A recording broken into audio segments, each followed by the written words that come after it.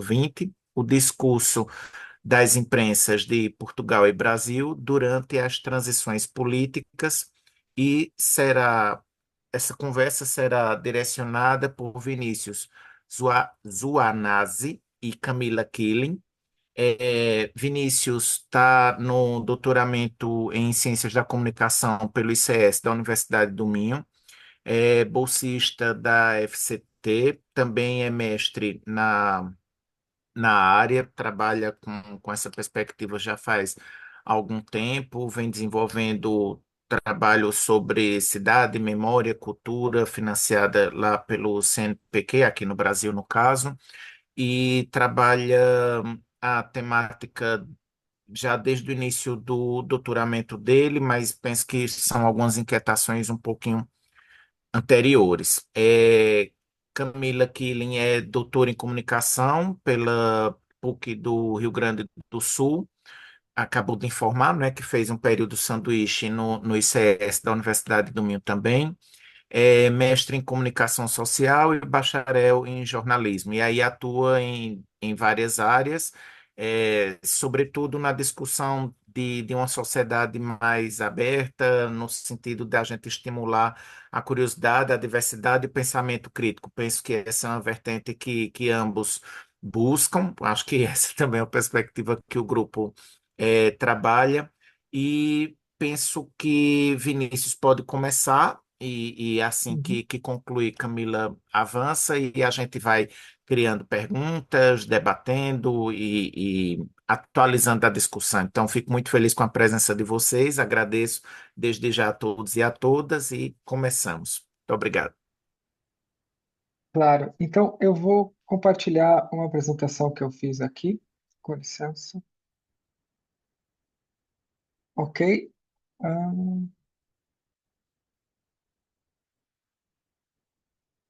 bom, vamos lá, então.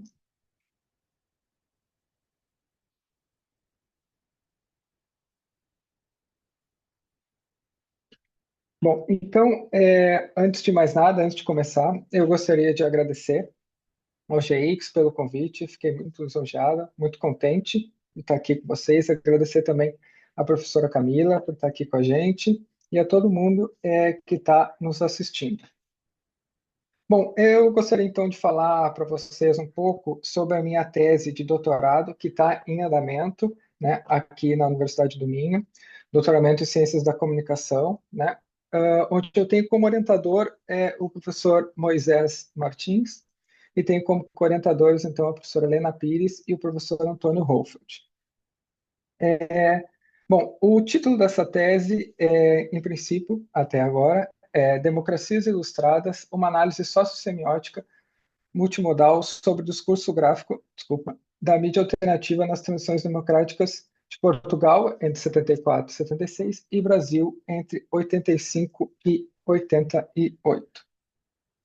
Bom, antes de mostrar para vocês alguns exemplos gráficos, né, dos periódicos que eu tenho no meu corpus de análise, eu gostaria de trazer um breve contexto histórico, uma contextualização histórica aqui, e falar alguns pontos sobre o jornal e sobre a revista que vão fazer parte, então, da minha tese. Bom, o objeto da investigação da nossa tese, ele é constituído pelo conteúdo gráfico da revista portuguesa Gaiola Aberta, e do jornal brasileiro O Pasquim durante as transições democráticas em Portugal e no Brasil. Então, ambos, né, considerados veículos alternativos de mídia. Bom, o recorte temporal que vai ser estudado em Portugal, ele compreende, então, o período da Revolução de 25 de abril de 1974, né, a Revolução dos Cravos, até a eleição direta e democrática para presidente da República que aconteceu em Portugal no dia 27 de junho de 1976. Já o recorte temporal brasileiro, ele abrange, então, a eleição presidencial indireta do Tancredo Neves, né, no dia 15 de janeiro de 1985, que por mais que tenha sido uma eleição indireta, é considerada, né, um marco final da ditadura militar no Brasil, até a promulgação da Constituição de 1988, né, que se dá no dia 5 de outubro de desse mesmo ano de 1988, né? E é considerado, então, o marco simbólico, né, da redemocratização plena brasileira, confirmando, então, o Estado democrático de direito no Brasil. Bom, então, a questão principal de pesquisa que nós temos na nossa tese é compreender como a mídia alternativa produziu sentido sobre as transições democráticas de Portugal e do Brasil por meio, justamente, dos seus elementos gráficos. Aqui, então, eu vou falar um pouco sobre a Gaiola Aberta e sobre o Pasquim, não é que são os periódicos que foram escolhidos para o corpus dessa tese, justamente por serem dois periódicos de relevância na mídia alternativa de Portugal e do Brasil. Começando, então, pela Gaiola Aberta, foi uma revista quinzenal, não é, do cartunista José Vilhena, não é? E era um quinzenário, como ele mesmo se dizia, né, de mau humor e mal dizer, que foi produzida pelo José Vilhena. Então, o Vilhena, ele atuava em corrigivo e manhoso José Vilhena, não é, que era como a polícia política de Portugal, na época do Estado Novo, se referia ao José Vilhena. O Vilhena, então, ele atuava em todas as frentes da revista. Ele fazia desde os cartoons até as fotomontagens, até a produção da revista, a posterior venda, enfim, era tudo com o Vilhena. E a revista, então, ela começa praticamente um mês após a Revolução do 25 de Abril. Então, nós podemos dizer que a Gaiola Aberta foi um documento gráfico, né, sobre a transição para a democracia em Portugal. Já o Pasquim, então, por outro lado, o jornal brasileiro Pasquim, né, ele foi um jornal semanal e ele foi o mais longevo do fenômeno brasileiro conhecido como imprensa alternativa. Né? Essa imprensa alternativa que existiu no Brasil, né, como combatendo, né, a ditadura militar ali entre os anos 60, 70, 80, e também, né, alternativa à mídia hegemônica, à grande mídia no Brasil na época. Bom, o Pasquim, então, ele surge no dia 26 de junho de 1969, apenas 6 meses após o AI-5, né, o Ato Institucional número 5 no Brasil, que foi o momento de maior repressão, de maior violência por parte da ditadura militar contra seus opositores, né, de maior censura, de maior tortura, de maior mortes. Então, é interessante um jornal como o Pasquim surgir 6 meses após esse período, ou início, né, desse período na ditadura militar brasileira. Então, o Pasquim ele foi um expoente da imprensa alternativa brasileira, né, foi uma publicação humorística e de crítica de costumes, nesse sentido, assim como a Gaiola Aberta. A Gaiola Aberta também tinha suas características. O Pasquim, enfim, trouxe uma série de inovações à imprensa brasileira, seja nas capas, nas entrevistas, não é? E os seus textos eles eram permeados pelo comentário, pela análise e pela opinião. Não havia grandes reportagens jornalísticas no Pasquim. É importante também ressaltar que o Pasquim ele foi um jornal criado por cartunistas, né, desde o seu início. Então, ele sempre foi naturalmente um jornal muito gráfico, muito rico em ilustrações. Bom, feita essa introdução, eu trouxe para vocês alguns exemplos gráficos, né, da gaiola aberta e do Pasquim. E eu gostaria de começar, então, com a gaiola aberta. Essa gaiola aberta que eu trago para vocês é a capa da edição número 6, de 15 de agosto de 1974, ou seja, apenas 4 meses após a Revolução do 25 de Abril. Então, nós temos aqui alguns personagens famosos da política em Portugal, como o Mário Soares, do PS, o Sá Carneiro, do PSD, e o Álvaro Cunhal. Né?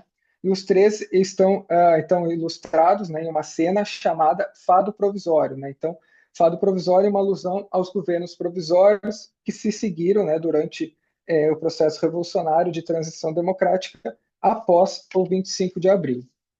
Então, é interessante como a gente tem aqui uma cena típica do fado, né, com uma fadista ao centro e dois músicos a acompanhando, com um violão e uma guitarra portuguesa. Né? Então, o Mário Soares, encarnando uma espécie de fadista ao centro, apresenta o Sá Carneiro à direita e o Álvaro Cunhal à esquerda, né, brincando com o espectro político de cada um. Né?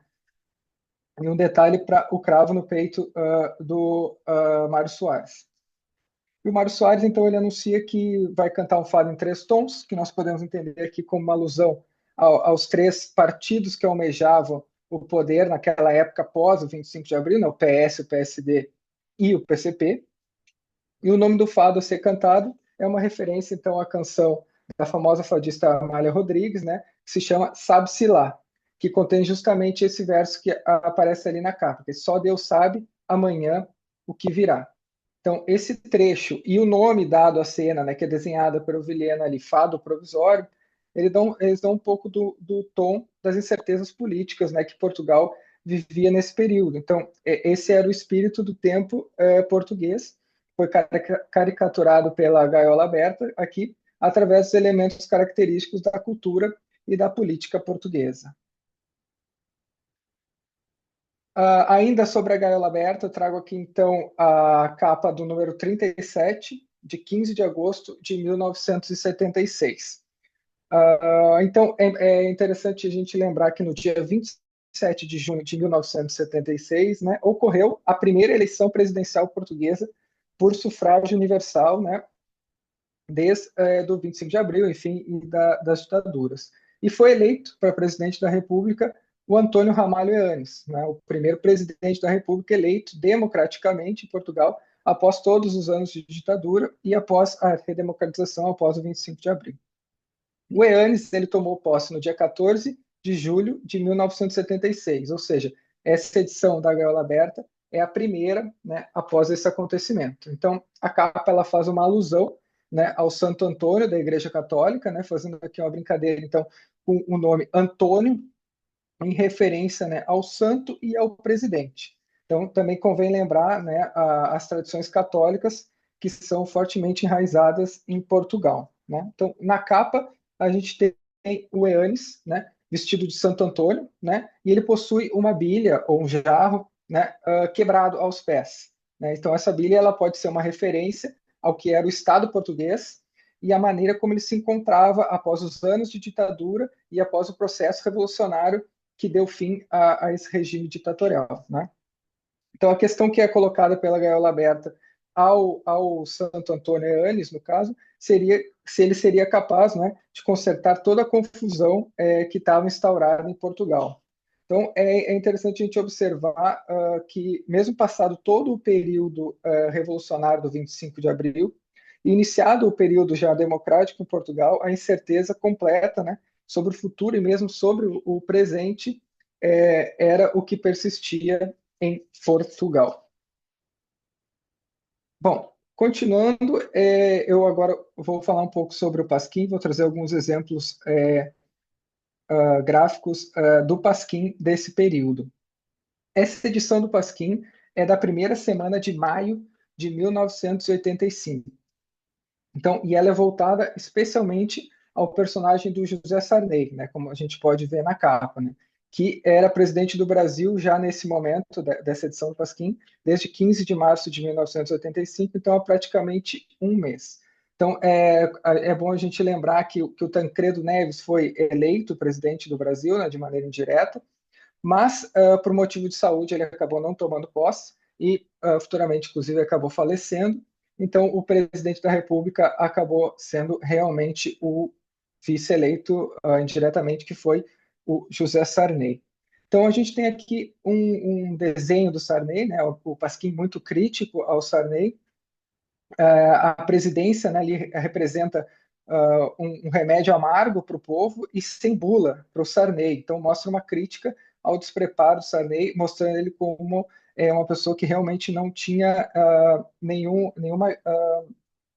norte para ser presidente da República naquele momento. Atrás ali do Sarney, nós temos dois personagens que estão com um jornalzinho ali conversando entre eles, e um diz: Sarney é contra as diretas, e o outro responde: é não, continua. Ou seja, sempre o Sarney, o Pasquim, então lembra que o Sarney sempre foi contra as eleições diretas, né?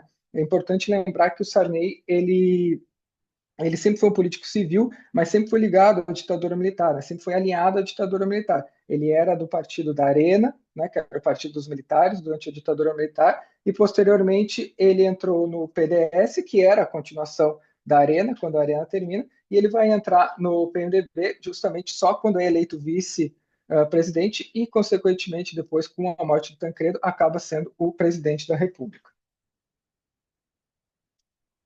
Nessa mesma edição do Pasquim de maio de 85, é interessante uma coluna que a gente tem aqui do poeta brasileiro Ferreira Goulart, onde ele defende que se respeitasse, não é, o mandato do Sarney para presidente, evitando, né, seguir os mesmos métodos golpistas, de acordo com Ferreira Goulart, do regime militar. Então, ele acreditava que o Sarney estava comprometido com a Constituinte e era necessário, então, seguir com a transição democrática sem novas crises na democracia brasileira, que já estava completamente fragilizada àquela altura.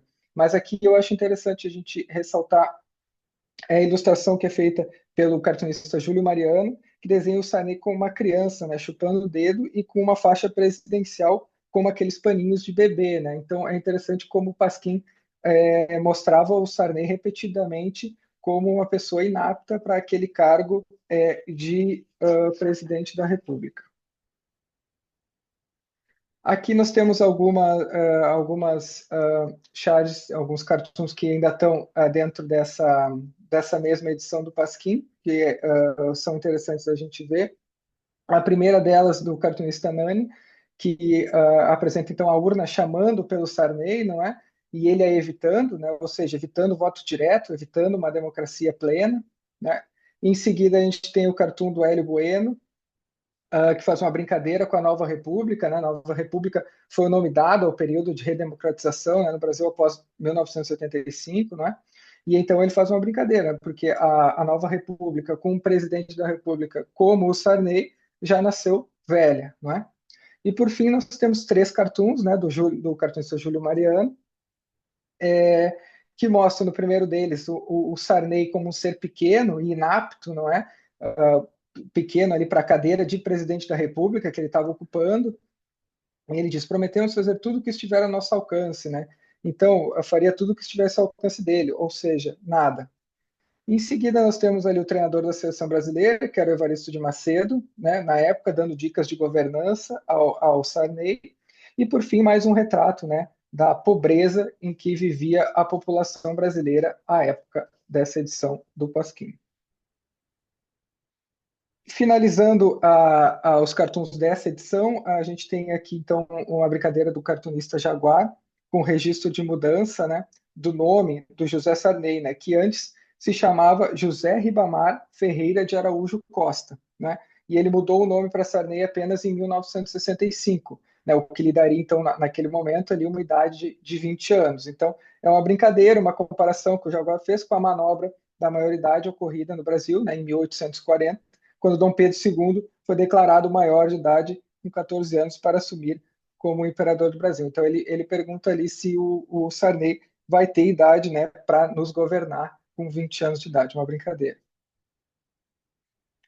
Passando então aqui para uma outra edição do Pasquim, que eu trago aqui também, dessa vez de 13 de outubro de 1988, apenas 8 dias, né, depois da promulgação da Constituição Cidadã, que ocorreu em 5 de outubro de 1988. E é interessante a gente observar que o jornal dessa época ainda se falava da questão da censura, né? Então, é interessante como o período, né, era de dúvida sobre a democracia e os seus caminhos no Brasil, porque mesmo a eleição indireta, mesmo com a Constituição, ainda não existia uma confiança plena de que o Brasil ia engrenar finalmente numa democracia plena. E dentro dessa edição, nós temos aqui, então, a tremedeira do Sarney, como eles chamaram ali, né, pegou mal, ao promulgar a Constituinte, né, segundo o Pasquim ali, ele tremia as mãos e parecia que estava respeitando a carta apenas pela metade, né? E eles fazem uma brincadeira com o Ratinho Sig ali, que é o mascote do jornal, cantando "Por que tremes tanto assim, rapaz?", que é uma brincadeira com a música É Bom Parar, do sambista brasileiro Noel Rosa, onde a frase original é "Por que bebes tanto assim, rapaz?". E por fim, a gente tem então aqui um desenho do Jaguar também, do cartunista Jaguar, fazendo então uma brincadeira com esse momento do Brasil, onde os militares já estavam perdendo seu poder, né, o sinal dos tempos, com a nova Constituição de 1978. Então, é uma brincadeira com os militares já anacrônicos, ali um diz para o outro: eu acho que está na hora dos civis voltarem para os quartéis. Por fim, então, terminando a apresentação, eu queria só lembrar algumas notas finais aqui. Nós entendemos nesse trabalho a mídia alternativa como contra-hegemônica, não é? E combativa ao poder dominante ou opressor. Mas nós entendemos ela alternativa, assim denominada justamente por se enquadrar como alternativa à grande mídia, à mídia hegemônica, né? É importante lembrar também que as atuações da Gaiola Beta e do Pasquim foram baseadas no humor gráfico, não é? E tiveram muitos modelos muito semelhantes de periódico, né? Eles se utilizaram de humor bastante visual como ferramenta para as críticas sociais e valia-se de humor escrachado em tempos de crise, né? Eles eram humorísticos, mas também muito críticos. E, sem dúvida nenhuma, foram retratos bastante gráficos de importante recorte temporal dos seus países. Muito obrigado pela atenção de todos e todas. Fico à disposição.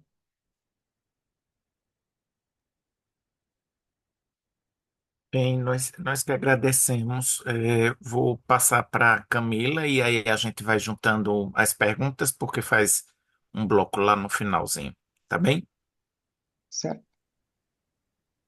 Tá bem, Sim, perfeito. pausar. Bem-vinda. Muito obrigada.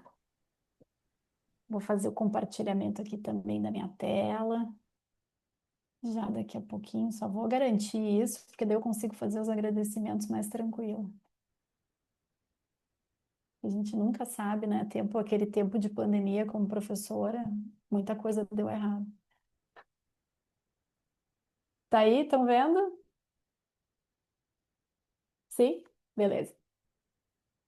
Bom, em primeiro lugar, eu queria agradecer demais o convite para estar aqui, agradecer ao grupo de estudos, enfim, à Universidade do Minho, ao Vinícius, né, que também meu parceiro aí de apresentação e que, né, também me introduziu para o convite para estar aqui, ao Sérgio pela mediação, Rafaela também pelo todo o apoio, a todo mundo que está assistindo, em especial aí ao meu amigo Esser, que eu tenho muito prazer de rever, é uma felicidade. Para mim, é uma felicidade imensa estar falando de novo, da minha tese, né? É uma coisa que a gente constrói durante muito tempo, com muito carinho, né? Com muita dedicação e às vezes não parece que termina e a gente gostaria até de falar mais coisas sobre aquilo, mas não nem encontra mais oportunidade. Primeiro está muito cansado, depois não encontra mais oportunidade e outras pesquisas, outras coisas vão acontecendo, aula, tudo mais. Então é um prazer imenso voltar a falar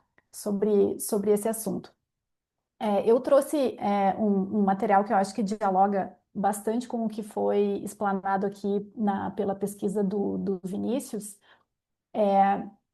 que é um recorte da minha tese, e como eu gostaria de frisar aqui também, eu estava contando antes da gente começar aqui a gravação, que eu fiz a parte do meu doutorado, né, pela Bolsa Sanduíche da CAPES, na Universidade do Minho, sob orientação do professor Moisés de Lemos Martins, a quem eu também sou muito grata, né, meu orientador e meu amigo, né, juntamente com o professor Jeremir Machado da Silva, e naquele momento a gente, né, resolveu, a minha tese, na verdade, ela é um cruzamento entre narrativas jornalísticas do Brasil e de Portugal, justamente nos momentos contrários que o Vinícius trouxe aqui. O Vinícius trouxe aqui uma perspectiva de abertura e eu trago aqui em momentos de rupturas institucionais. Claro que no caso de Portugal, no 25 de abril, uma ruptura institucional, um golpe militar inusitado, né, na história, que promoveu uma abertura, né, não era o que normalmente acontecia.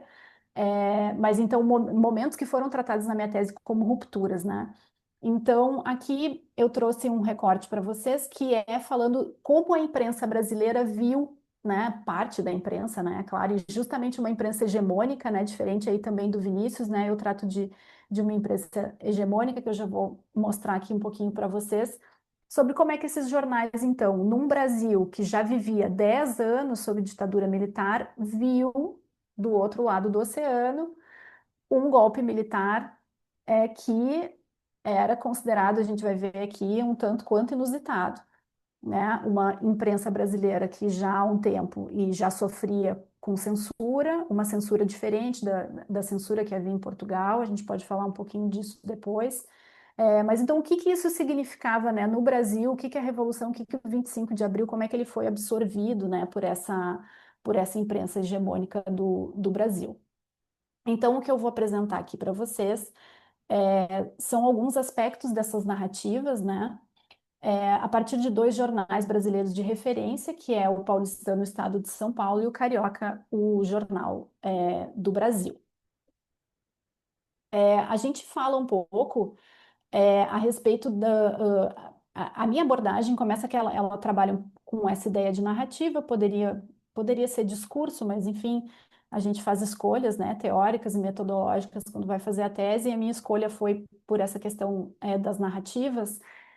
Mas eu trago um olhar bastante centrado na história, né? A minha trajetória acadêmica tem um diálogo muito grande entre comunicação e história, e eu trago aqui uma noção que percorreu bastante o meu trabalho, que foi a questão do acontecimento, da visão do acontecimento, especialmente a partir do Pierre Nora. E ele vai falar uma coisa que eu até revendo esse material para trazer aqui para conversar com vocês. Eu vejo o quanto a gente poderia explorar isso também para esse momento que a gente está vivendo de desinformação, de informação nessa era do digital, que é tratar a questão do acontecimento como um monopólio que a mídia tem sobre a história, né? Ali na citação que eu coloco do Nohar ali embaixo, ele fala especificamente sobre isso, né? A mídia de massa tem agora um monopólio sobre a história. Nas sociedades contemporâneas é através da mídia e somente através dela que um acontecimento nos atinge e não nos pode escapar. Então, de alguma maneira, isso ele está falando ali, né, no final, nos anos 70, no início dos anos 80, e a gente,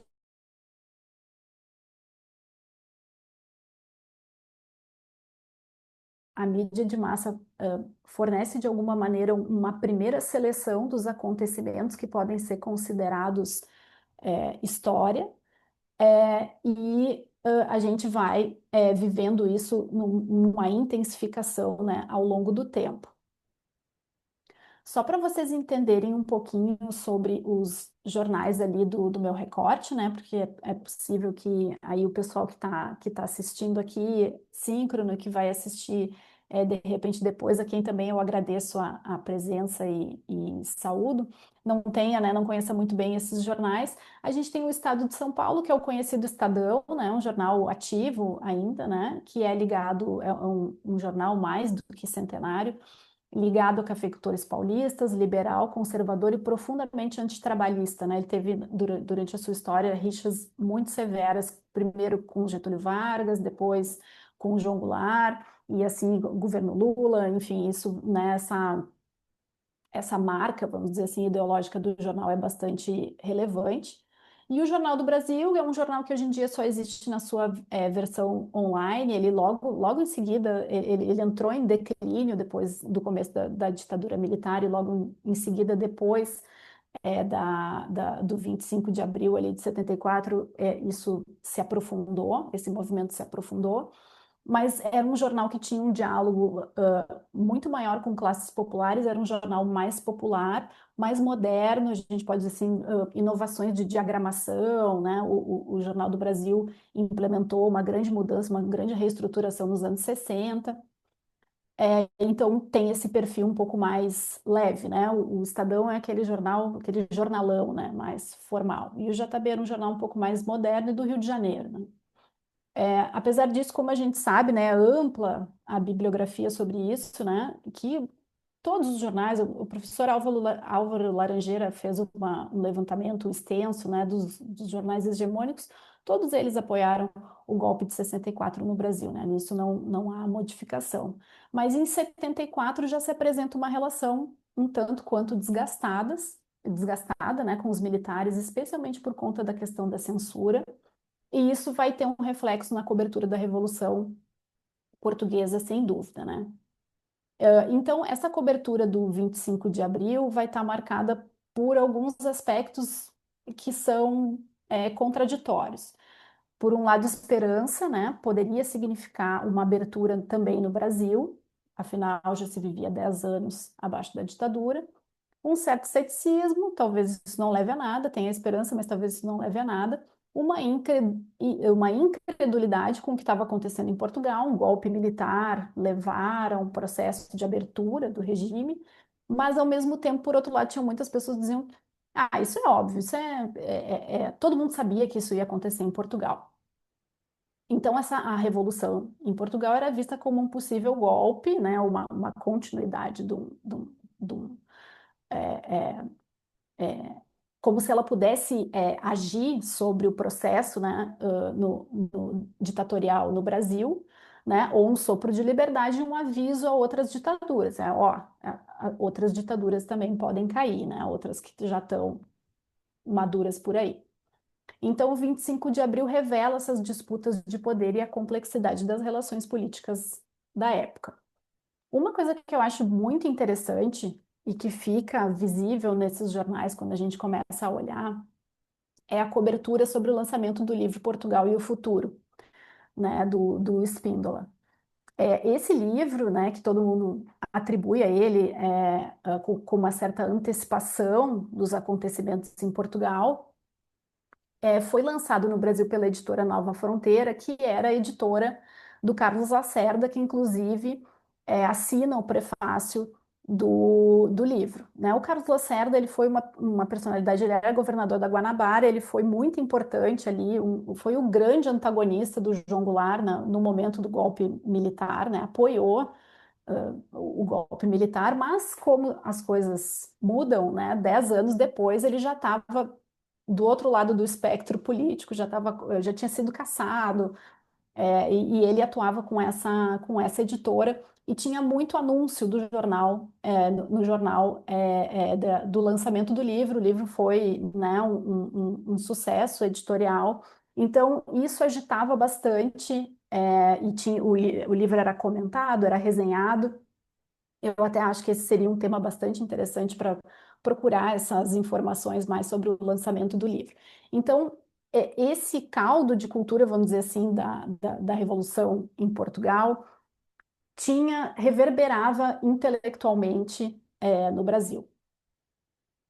Outra aqui amostra que eu trago para vocês é de um cartoon também do estado de São Paulo, que também mostra o livro, assim, é interessante, ó, é de 16 de março de 74, portanto antes, né, da Revolução, e mostra ali o livro do Portugal e o Futuro jogado no lixo, né, no gabinete do Marcelo Caetano, assim, né, isso pode dar, tem várias leituras, né, como os cartoons muito bem aí também demonstrados pelo Vinícius, né, como eles propiciam, né, leituras diferentes, ou o futuro de Portugal estava no lixo, ou, né, o Marcelo Caetano não estava querendo ver o que estava sendo posto ali no livro, são muitas as leituras possíveis.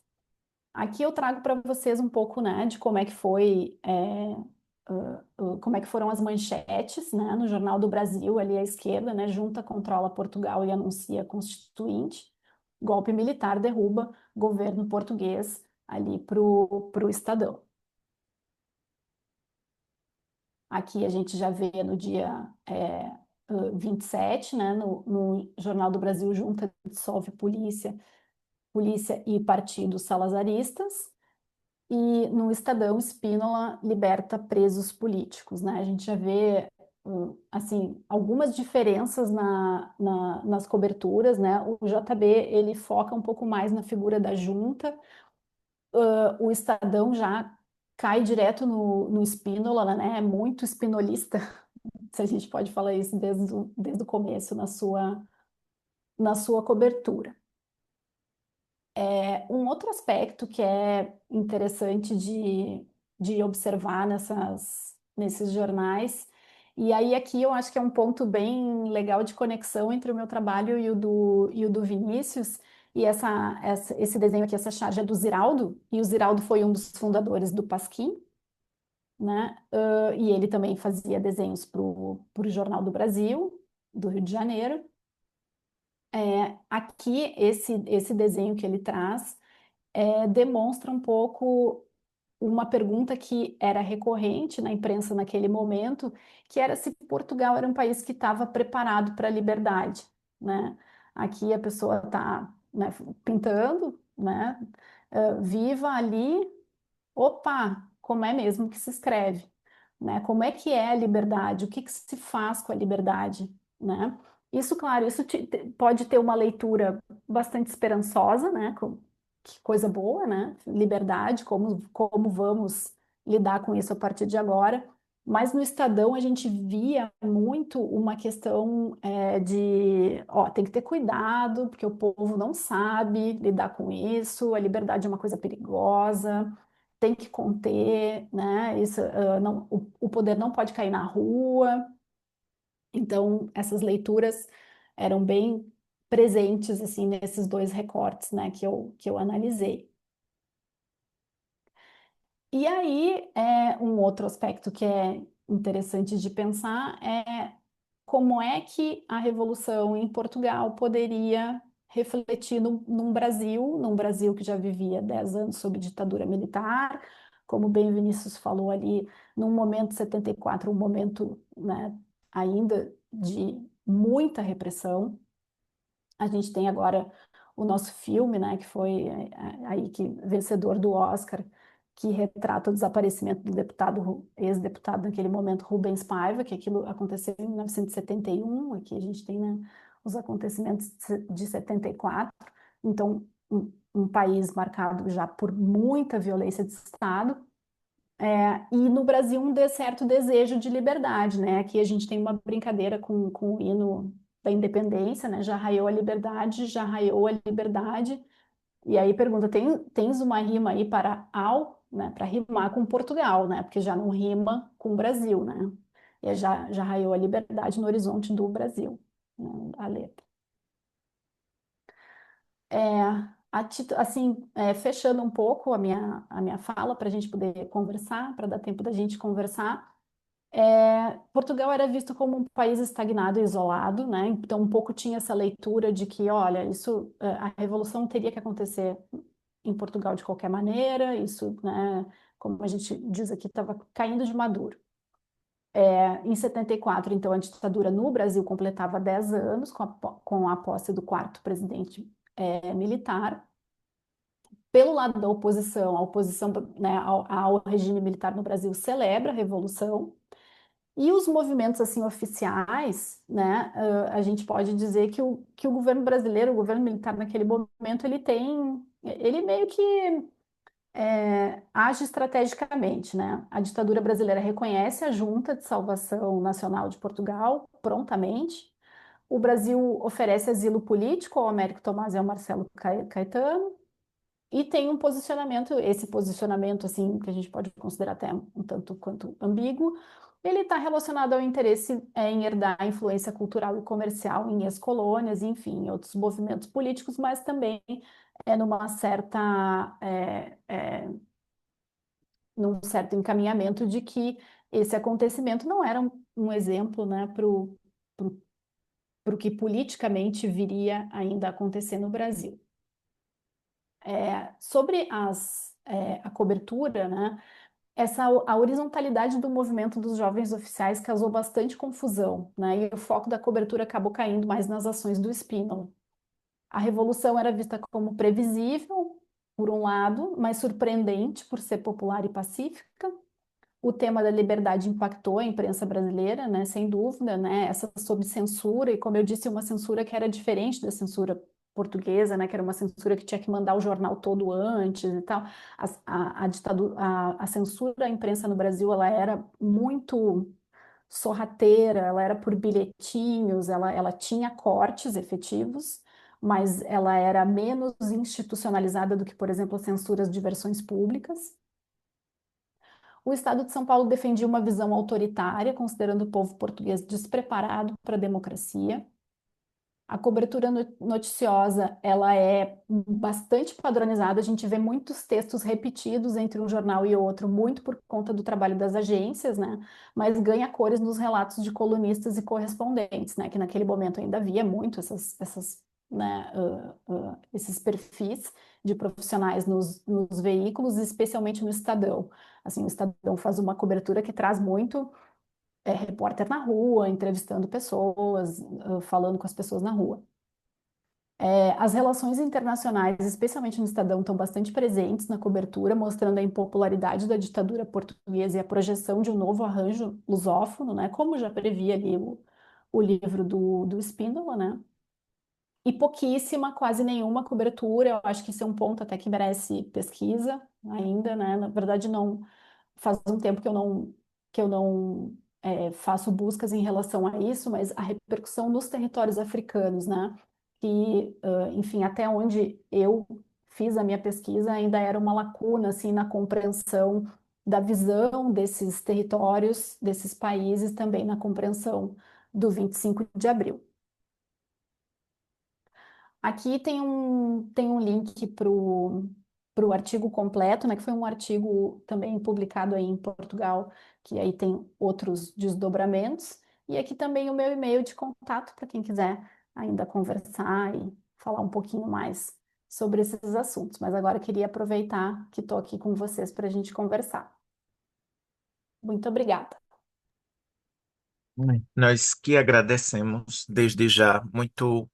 Foram muito boas as apresentações, porque trazem outros olhares, né? Penso que foi muito feliz quando disse que uma complementa a outra, não é? Camila teve uma complementaridade e assim sucessivamente, e enquanto vocês falavam, e agora no último slide que Camila colocou, fiquei pensando, e como era na África, né? Como recebeu isso? Foi uma pergunta, acho que tem muito a ver também com minha tese nesse sentido de pensar a África.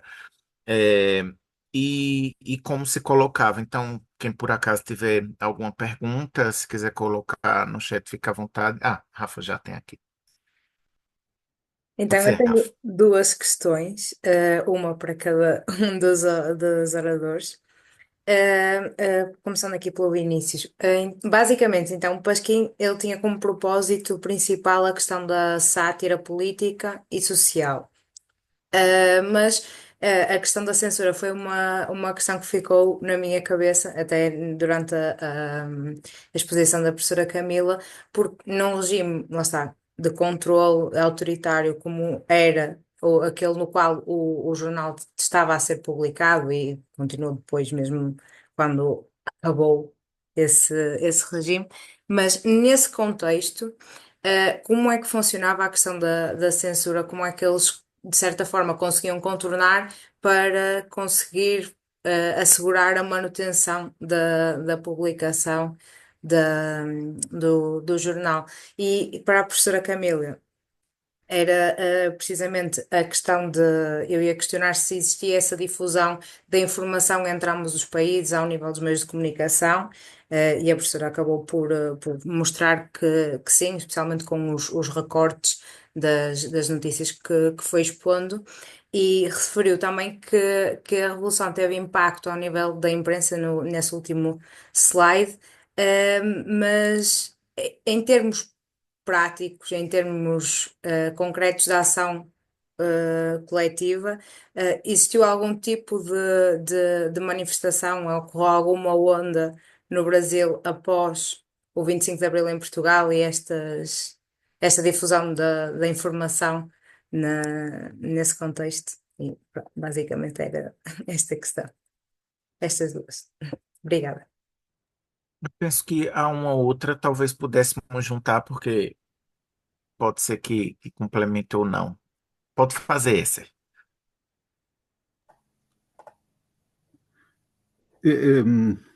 Eu queria fazer só aqui uma nota.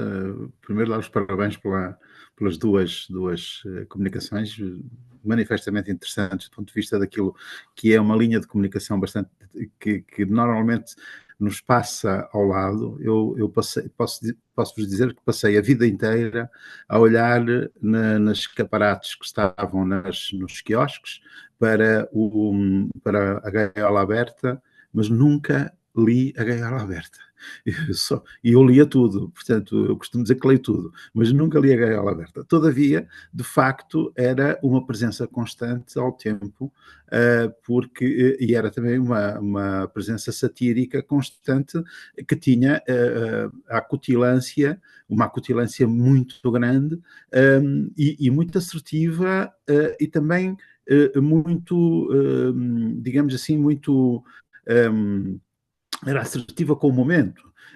Por exemplo, aquela imagem que nós vimos do Sá Carneiro, do Álvaro Cunhal e do Mário Soares, e o fado, eu julgo que é de se também levar em conta a análise do fado. O fado que é a tragédia, não é? Que é o canto da tragédia, e que aquilo que ali está presente, de certa forma, é também uma visão trágica que os portugueses têm sobre si próprios. Inclusive é uma descrença, que cada vez é maior, até por estes dias, uma descrença completamente naquilo que são a sua elite política.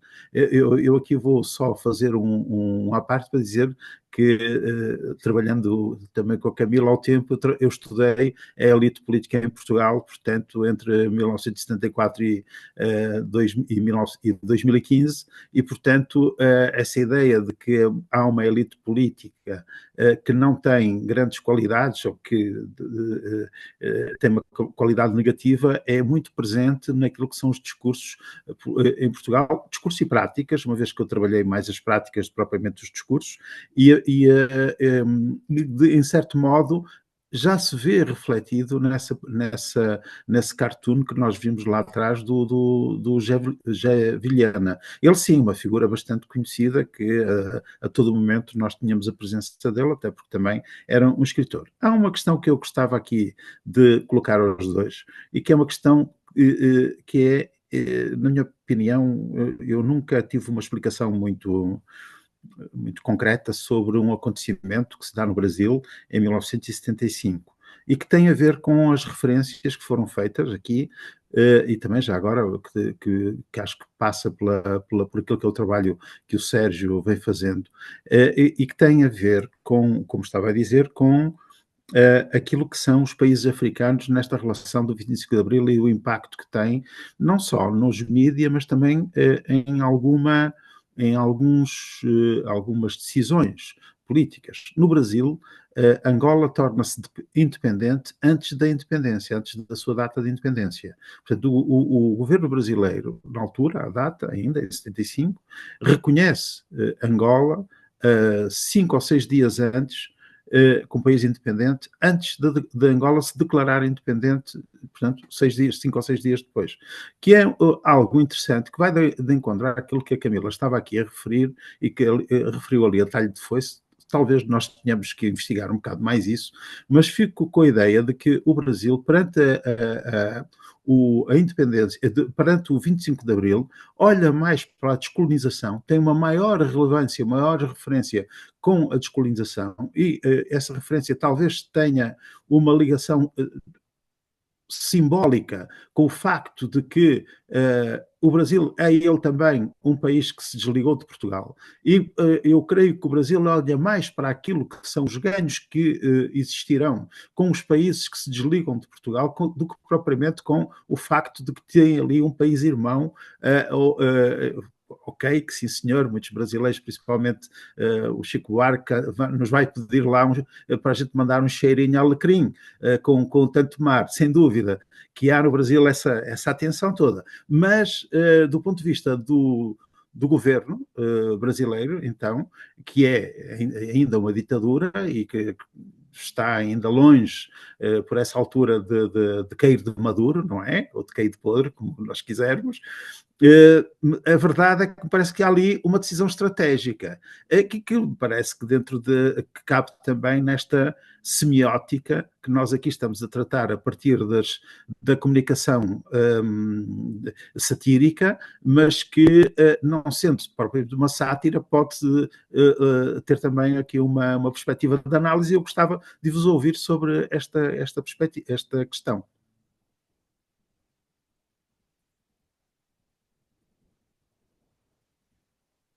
Estejam à vontade, foi lançada Não a briguem, questão. não briguem.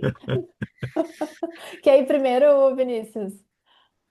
Posso sim. Bom, muito obrigado, Rafaela, pela pergunta, é certo também. Bom, então, respondendo inicialmente a questão da censura no Pasquim, é interessante essa questão, porque inicialmente o Pasquim ele tem uma censura relativamente branda, se é que a gente pode chamar a censura de branda, né? Mas inicialmente existia uma censora, né, que, enfim, que aprovava previamente, né, censura prévia, né, que existia no AI-5, o material do Pasquim, só que um belo dia ela acabou deixando passar uma fotomontagem, uma fotocolagem que foi feita com uma pintura de um pintor chamado Pedro Américo, e que tinha, se não me engano, agora era a imagem da independência do Brasil, né? E aí ali o pessoal do Pasquim fez uma brincadeira, tirou o que era a fala inicial, botou ali algo como, queremos Mocotó, alguma brincadeira assim super boba, né? Mas passou, foi publicado, né? E a consequência disso foi que a censora perdeu o emprego e a redação do Pasquim foi toda presa por conta dessa situação. Isso foi o início. Aí, após essa situação, eles ainda tiveram, conta a história que ainda tiveram uma relação mediana com outro censor, que, por uma ironia do destino, era o pai da Garota de Ipanema, da música Garota de Ipanema. Ele era um militar. Tanto Tom Jobim quanto Vinícius de Moraes eram, enfim, frequentadores do Pasquim. E o pai, né, da Garota de Ipanema, que, enfim, deu origem à música, era o censor por um bom tempo do Pasquim. Conta a história também que eles levavam até a beira da praia para ele a aceitar ou não o que seria publicado. E posteriormente, daí sim, realmente ficou complicado o momento que a censura apertou mais. Por exemplo, o Pasquim tinha que mandar para São Paulo, era feito no Rio de Janeiro, tinha que mandar o material para São Paulo para ser aprovado ou não. Então, era feito uma série de jogadas assim para inviabilizar, né, que o Pasquim conseguisse ter qualquer tipo de renda ou continuar existindo enquanto mídia alternativa que era. Então, eu acho que a questão da censura no Pasquim a gente pode ver ela como uma escalada, assim, ela começa branda, como eu falei, nenhuma censura é branda, né? Enfim, mas depois ela vai piorando. Inclusive, a gente tem a prisão deles e tudo mais. Eu queria também só fazer um comentário sobre o fado, queria agradecer também a observação, já anotei aqui, vou incluir também essa questão da melancolia do fado, dessa questão que o fado tem enquanto música portuguesa e melancólica, ali naquele quadro tá muito, muito bem observado. Muito obrigado.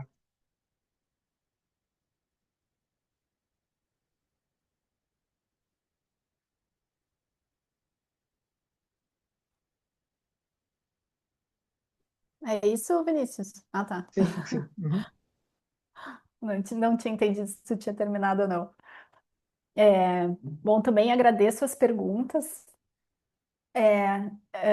Essa questão das relações entre Brasil e Portugal, eu acho que até agora, refletindo aqui com vocês por essas colocações todas que foram feitas, eu acredito que principalmente o Estadão vê com grande admiração assim, o que foi feito em Portugal com a Revolução.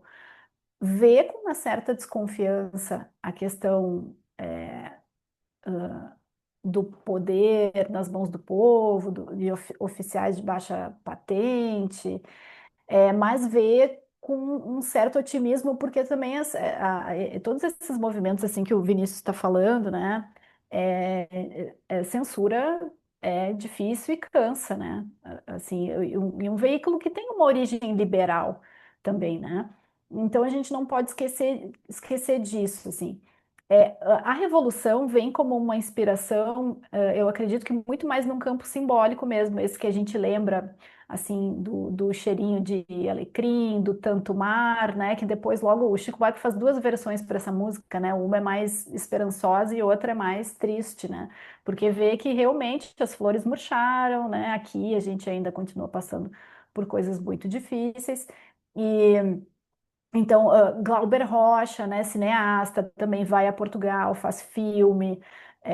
Assim, então, assim, no plano das ideias e das sensibilidades e da intelectualidade, a Revolução dos Cravos ela é muito inspiradora e ela a gente vê essas coisas, esses movimentos ainda hoje, né? Qualquer respiro de liberdade a gente tenta se espelhar, enfim, entender como é que isso pode acontecer. Imagina uma revolução, né? Imagina no mundo hoje como anda, se acontecesse alguma coisa parecida com essa, né? O que que a gente ia dizer sobre isso, né?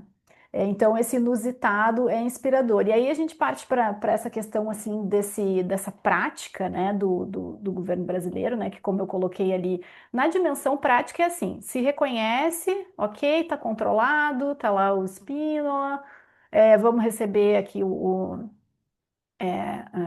Marcelo Caetano, né, inclusive, né, deu aula por aqui, viveu, né, no Brasil durante muitos anos. E vamos tentar, talvez até por essa natureza que o Esser mesmo mencionou, né, de também ser um país que se desligou de Portugal, vamos tentar ser agora essa grande influência sobre a comunidade lusófona, ver também como uma oportunidade, né? Então, acho que isso não, isso é algo que fica muito claro, assim, nesses movimentos que podem parecer paradoxais, mas eles são estratégicos, né? Ali naquele momento. Essa questão de reconhecer logo, né, como foi o caso de Angola, ali desse reconhecimento antes da própria declaração, essa é uma estratégia, né, das rupturas institucionais bastante consolidada, assim, né? Tu tem que combinar com alguém, vai fazer uma ruptura institucional, tem que combinar com alguém que essa pessoa vai reconhecer no primeiro minuto ali, né? Falou, olha, eu estou independente e tal, que foi mais ou menos o que aconteceu foi o que aconteceu com o João Goulart, né? O reconhecimento pelos Estados Unidos, praticamente imediato, foi o que legitimou muita coisa também, né? E faz parte um pouco desses roteiros hoje em dia já mais embaralhados, né, dessas rupturas institucionais, assim, que são meio por encomenda, assim, que não são um movimento, assim, tão genuíno, né, como foi a estruturação do fim da ditadura em Portugal. Então, eu acredito, assim, com certeza, essa claro, merece e precisa de muito mais estudo e evidências para isso, porque também né, a gente está estudando aqui visões midiáticas, né? E claro que essas visões midiáticas, elas são muito limitadas, né? Ali sobre a África, nesses jornais que eu li naquele período ali, linhas sobre a África, por N motivos, sei lá, por falta de interesse, por falta de correspondente, por falta de informação, não, por edição, né? São muitas as questões que a gente pode levantar aqui, então são muito limitadas, assim, sabe?